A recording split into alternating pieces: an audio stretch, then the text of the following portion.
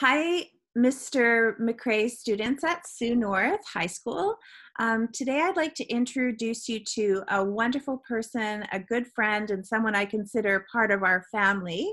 Her name is Shomy Chowdhury, and she is a multi-award winning advocate for sanitation and hygiene and bringing proper hygiene practices to youth who are affected by human trafficking. So she's going to tell a little bit of her story. She's going to show you some pictures that might be a little bit upsetting to see, but it's important to her story that you see these images and understand why her platform is so important and also why she works so hard on this social justice topic. So I'm going to turn it over to Shomy. And these are the grade 12 students at Sioux North High School. Thank you, Molly. Hello, everyone. I'm very excited to be here and talking to you today. Thank you so much for listening and making time for this. So I will be sharing my screen real quick.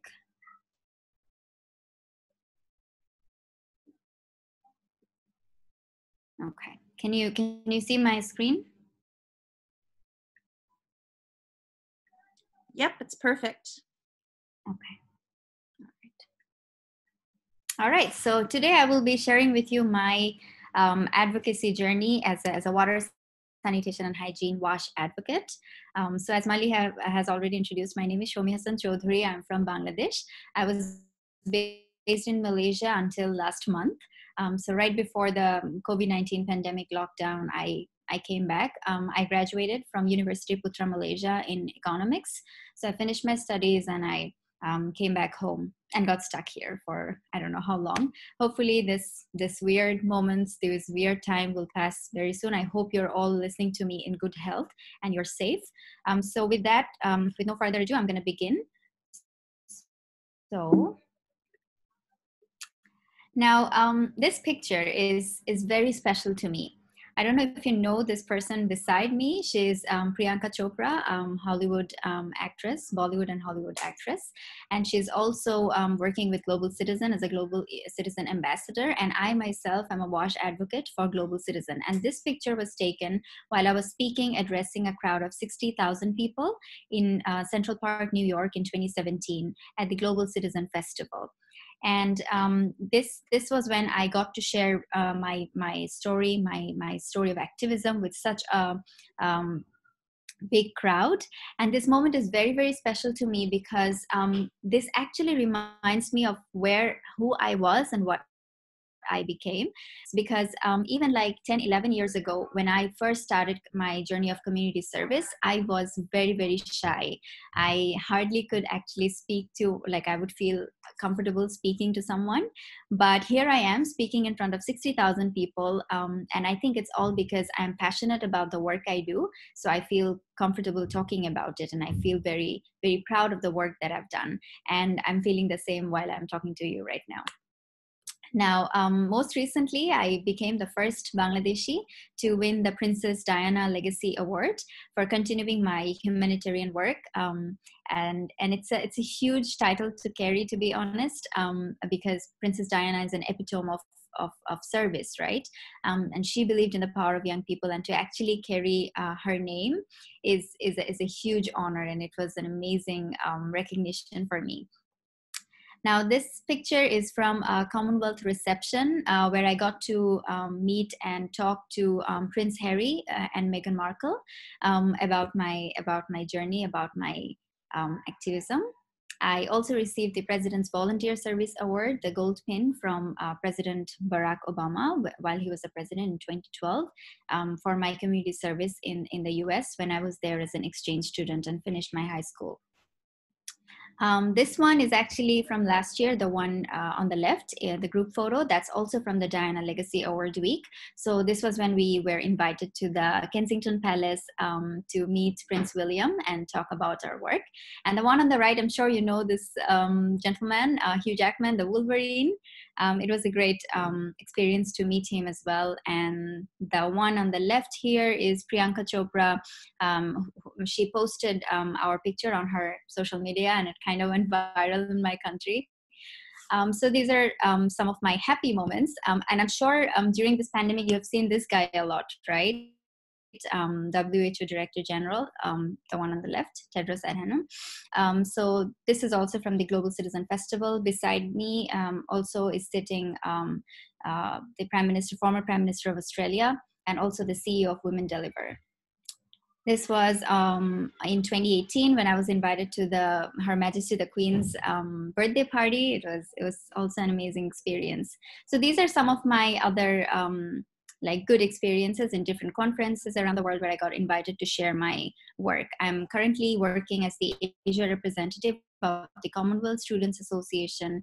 The one on the left on top is a picture with my team.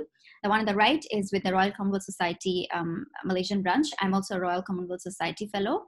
And the picture in the bottom, in the middle, that one is from 2018 when I was invited as an international election observer to Pakistan to observe their international elections. So I've got all these very good experiences, and this one is also something very close to my heart. It's Awareness 360, an organization, a platform I formed with my co-founder Rijvi Arfin, my friend. So through this organization, what we do is we empower young people in 23 countries to do community service projects in line with the UN Sustainable Development Goals. So as you can see in this workshop, I'm training them on the privilege walk to make them realize how privileged some of us are compared to some of the other underprivileged communities. So we call them the Awareness Army. So and he is my co-founder. This is from one of our projects. Now you all might be wondering that what is my passion, right? So I have been using this word a lot, that okay, so I am very passionate about what? So that might be your question. Actually, I'm very passionate about washing hands, something that is people are going crazy about right now, and it's very relevant. But I have been working on this very important issue and advocating for this for a very long time, because it's a very, very crucial part of the wash. It's one of the most important aspects of the wash sector, how to wash hands properly, because many people didn't even know that there are 7 proper steps as per the WHO guideline to wash our hands. So these are some of the pictures from some of the projects that we have done. So what we do essentially is we reach out to the hard to reach communities. So we work with vulnerable groups, for example, with the sex workers, with the school children, with the sewerage workers, with persons with disabilities, with slum dwellers, people who live in the pavement, with homeless people. So we reach out to them and we tell them why it is important for us to wash our hands properly, why it is important for us to maintain personal hygiene and things like that. I'll share more. But why? So you might be wondering, what is it that actually led me to work on this sector, right? So actually, day after tomorrow is 14th of April, which is the Bengali New Year. It's the New Year in Bangladeshi calendar, and it's the biggest festival for us. But unfortunately, my mother actually passed away on that very day in 2014. And this is not really and she had diarrhea, and she died from diarrhea, and she was sick for only 1 day. Now you might be wondering that, okay, she's just an exceptional case, but that's what I thought too. But after she died, I just could not accept this reality, that how come she had diarrhea and she died within a day? Diarrhea is fatal even now in 21st century. And then when I researched, I found out that my mom is not alone. In fact, there are 45,000 people who die every year in my country only from diarrhea. And this fact was really, really shocking for me to absorb. And when I was going deeper to the root cause of this problem, that what causes diarrhea, what causes preventable diseases like this is what I found. 4.5 billion people, and that's more than half the world's population, lack access to basic hygiene and water, clean water and sanitation facilities. And this is just a very staggering fact for me. And I didn't want anybody else to lose their mom or dad or anyone beloved to from unawareness, for not knowing. And that's how I became a WASH activist. I took action. I I converted my pain into my passion, and I started advocating for this issue. So hence I started working on the WASH sector. So I brought people together who want to do something for the society, but maybe need a little push and guidance. So from my last almost a decade of experience in the community service sector, so I train them, I empower them on how to, on very basic things like how to write a project proposal, or how to do project reporting or documentation, that kind of thing. And then we do, so far, so for example, out of the 23 countries, this project is from Cameroon. So my team, they're teaching school children how to wash hands properly. So these are some of those photos. This one is in Bangladesh, in a village, for madrasa students, the Islamic school students. This one was with persons with disabilities. We went to a school. This is another one. So these are all some of the projects from the WASH talks, we call it. This one was actually 4 days after my mom passed away, in a storage workers community. And this was the first WASH talk that I've done after she died. So these are the different photos. Now you might be thinking that is washing hands the only thing I do? Not really. I take pictures of toilets wherever I go. And this is actually one of my weird hobbies, you can say. If I zoom in the photo, I'm not sure if I can do that.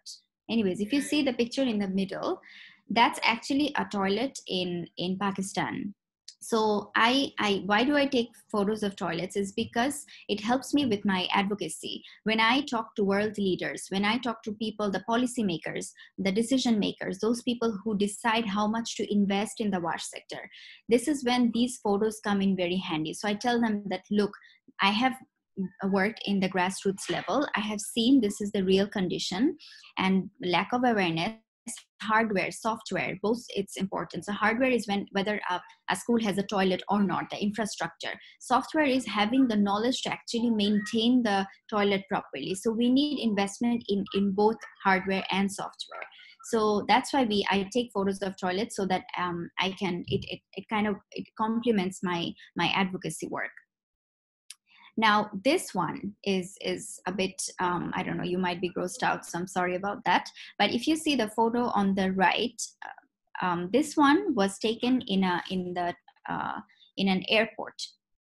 The one on top was taken in a railway station. You can literally see poop floating, and this is the condition of public toilets in Bangladesh, for example. And this is not just in Bangladesh. This is the reality in a lot of places.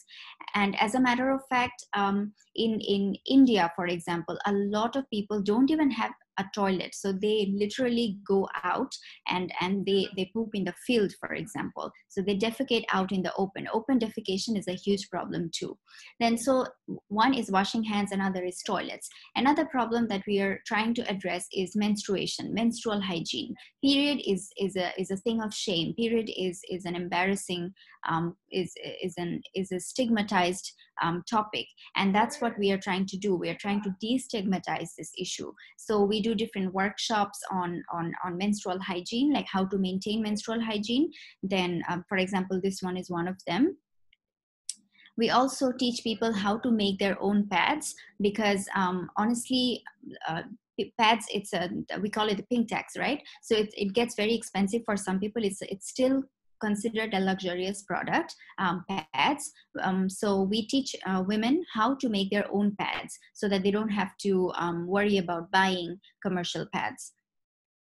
So these are some of the photos from the projects where we teach women how to make their own pads. Then another thing we also focus on is water. So how do we filtrate water at home? What is the importance of drinking clean water? What happens if you don't drink clean water? So these are some of the things. Now, I know Mali mentioned about in the beginning that how I'm also working with victims of sex trafficking.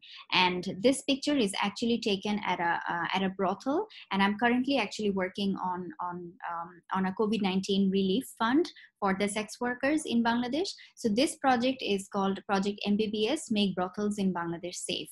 Now, there's a lot of debate around prostitution, right? But In Bangladesh, prostitution is legal, but there are a lot of gray areas here. Even though it is considered legal, but there are some rules that you can only be a sex worker if you say you'll have to declare that you are over 18. You're over 18 years old, and you didn't find any other job, and you're willingly signing up for this profession. But what happens is, due to trafficking and due to corruption, most of the girls, and in fact 90% of them, did not want to sign up for this profession. Less than 10% willingly went there, but 90% were victims of sex trafficking. In fact, this is really sad to know that there are different forms of trafficking, right? But sex trafficking is the most profitable business. They call that the return on investment in sex trafficking is the highest. And even to call this a return on investment, the return on investment to actually traffic a girl to a brothel, this just like it angers me and it breaks my heart. And when we went to these brothels, it was one of the most eye-opening and challenging projects for us, because these people are very much uneducated, right? And these girls, when they're trafficked to these brothels, they are underage, obviously, and the corruption is such that you will have to bribe the police. And so the police, the local administration, everyone knows what goes on there, and still they feed on it. For example, if the younger the girl is, the more underage the girl is, the more bribe you will have to pay. And once a girl gets trafficked to this brothel, there is no way out. And even if they get the rare chance to escape, they won't, because they think that their family won't accept them because of the stigma. So it's a very confined place. Over 1,000 people live there in a very unhygienic way. So when we went there to teach them about washing hands, and like, so this is a poster of hand washing that we distributed to them. So they had a happy day after many years. And honestly, they are not noticed that much, because there are so many like kinds of people. Like, there are drug addicts, there are murderers, there are pimps, there are people who are, I don't know, like uneducated, unaware people. So it was quite risky for us to actually go there and conduct this project. So this is another photo. As you can see, it's a very small alley, but can you imagine, there 1,000 people live in this place, and this entire place is in the middle of the town, and everybody knows that what goes on in there, but nobody does anything for these girls. So there is no social justice for these girls and women. And as a matter of fact, the suicide rate is very high in these brothels, because most of these girls, because they go through a lot of mental health issues, so they go through depression. And some of the clients, they say that, okay, I will somehow get you out of here, but they never really show up. And they would force them to the madams who control the younger girls, the senior prostitutes. They would force them to have to take pills, which are typically used for fattening cows, so that they look more shapely, more like an adult, because they're underage. They completely disregard the health, what impact it's going to bring to their health. They force them to have unprotected sex, so that they get higher money from the client. Even when they're on their period, they would force them to go to work. So this is the condition these girls are in. They don't have any form of social justice. They don't have access to healthcare, access to education, literally nothing. So they just accept this life. But some of the girls cannot accept it, and they end up committing suicide. And there was a time, and because of the stigma, if a prostitute, if a sex worker dies, I mean, from suicide, they just take it normally. They just say like, okay, she was gonna go to hell anyway, now she chose a faster way to get there. So they mock it that way, and they're not even allowed to be buried in a normal municipal graveyard. So what the madams used to do, the owners used to do, is they would tie the dead body, and just what do you call it, like they will just throw it in the river, in the nearby river. And when the dead body would somehow come back in, at one point there were so many girls dying that they had to build a separate cemetery for these girls, and they lost count on how many girls have committed suicide. So this is the condition of these girls. And during this pandemic, they are the most severely affected because of the nature of their work, and because COVID-19 does not allow you to come in close contact, right? So as a health precaution, we can't do that. So they are completely out of work. And that's why we launched from Awareness 360, we launched the relief fund to collect fund and give them food, because they're literally dying out of hunger. So thanks to people like Mali, who believe in my work, who give me solace that, okay, I'm doing things right. So thank you once again for listening to me today, and thank you, Mali, for giving me this opportunity. So now, do any of you have any questions? So Shomy, that was amazing. Maybe you could stop sharing your screen, and then I can ask some questions on behalf of the students.